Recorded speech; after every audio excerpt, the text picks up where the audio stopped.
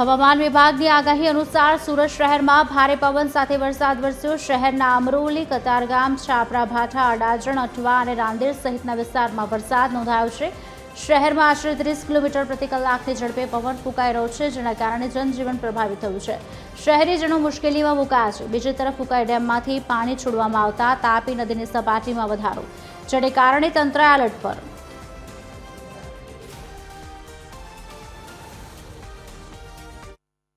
હવામાન વિભાગની આગાહી મુજબ સુરત શહેરમાં વહેલી સવારથી જ વાદળછાયા વાતાવરણ વચ્ચે વરસાદી માહોલ છે। અત્યારે જોઈ શકાય છે જે પ્રકારે સુરતના અમરોલી, છાપરા ભાઠા, વરાછા, સરથાણા, અઠવા, કાપોદ્રા, અડાજણ સહિતના જે વિસ્તારો છે ત્યાં વરસાદ છે તે પડી રહ્યો છે।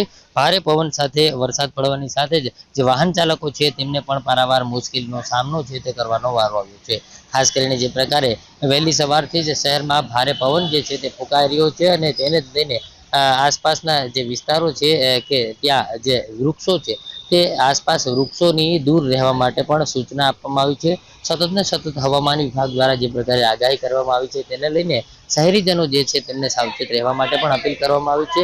અત્યારે પણ જે પ્રકારે 30 કિલોમીટર પ્રતિ ઝડપે પવન છે તે ફૂંકાઈ રહ્યો છે અને તેને જ લઈને શહેરભરના અનેક વિસ્તારો છે કે જ્યાં વરસાદ પડ્યા છે, સાથે સાથે અનેક જગ્યાએ છાપરા સહિતના જે વસ્તુઓ છે તે ઉડી ચૂકી છે અને ખાસ ગરબા ગ્રાઉન્ડની અંદર જે પ્રકારે ક્યાંય ને ક્યાંય તેમના જે બેનરો સહિતનું જે જગ્યાઓ રાખેલી તમામ સામાન છે તે પણ ઉડી ગયો હોવાનું સામે આવ્યું છે। ત્યારે હાલ શહેરમાં જે પ્રકારે હવામાન વિભાગ દ્વારા આગાહી કરવામાં આવી છે તેને લઈને શહેરના અનેક વિસ્તારો છે કે જ્યાં વરસાદ છે તે પડી રહ્યો છે। સતત ને સતત જે પ્રકારે 5 દિવસ વરસાદની આગાહી કરવામાં આવી છે તેને લઈને આજે બીજો દિવસ છે, હજુ પણ 3 દિવસ સતત આગાહી છે તે કરવામાં આવી છે।